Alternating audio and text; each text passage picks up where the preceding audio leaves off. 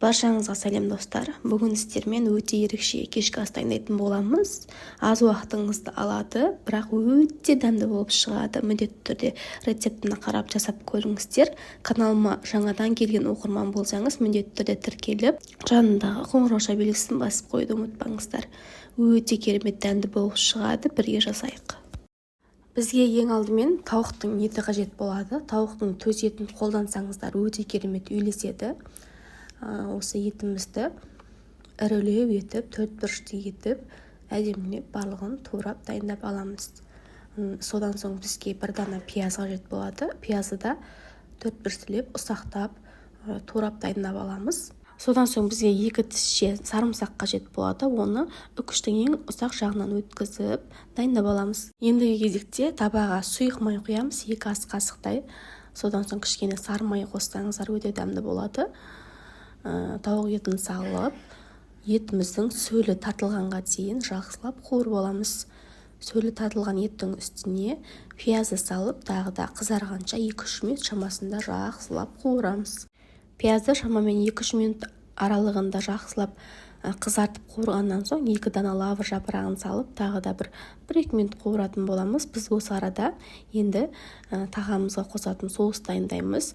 150 грамм қаймақтың үстіне жаңағы дайындап алған сарымсақ, кішкене қара бұрыш, 1 ас қасық ұн және де 1 шай қасық тұз, 300 граммдай су құйып, барлығын жақсылап араластырамыз. Мен ыстық су құйдым. Сіздер ыстық су немесе салқын су қоссаңыздар болады. Барлығын жақсылап араластырып аламыз. Бізде осымен соус дайын болған соусымызды тауық етінің үстіне құйып, жақсылап толықтай бір қайнағанын күтеміз. Осылай бір жақсылап қайнағаннан соң оттың астын ең баяу отқа қойып, 20-25 минутқа баяу отта бұқтырып пісіретін боламыз. Кезекте гарнирге шашырап пісетін күріш дайындаймыз. Ыдысымызға сұйық май құйып, сұйық май қызғаннан соң жақсылап жуылып тазартылған күрішімізді салып, осы күрішті шамамен 2-3 минут шамасында жақсылап қуырамыз. Қуыру барысында күріш ағарып, кішкене ыдысқа жабысайын деп, өзі қуырылған бір әдемі иіс шығады. Сол кезге дейін жақсылап тоқтамай араластыра отырып қуырамыз. Содан соң міндетті түрде қайнап тұрған ыстық су құямыз. Су бізде күріштен 1 сантиметр асып тұруы тиіс.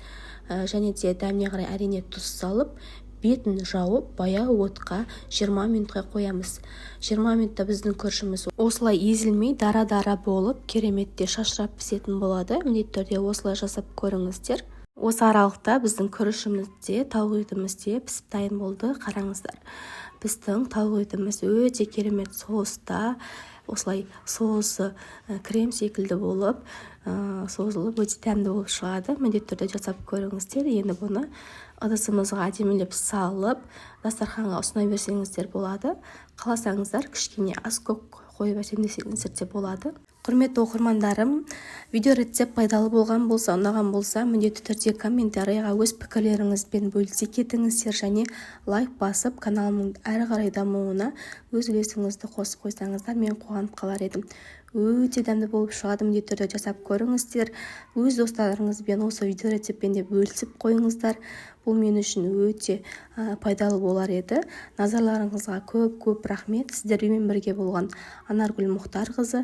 Алдағы уақытта керемет рецептерімді жіберіп алмас үшін міндетті түрде подписация батырмасын басып, каналыма тіркеліп қойды ұмытпаңыздар. Келесі кездескенше қош сау болыңыздар.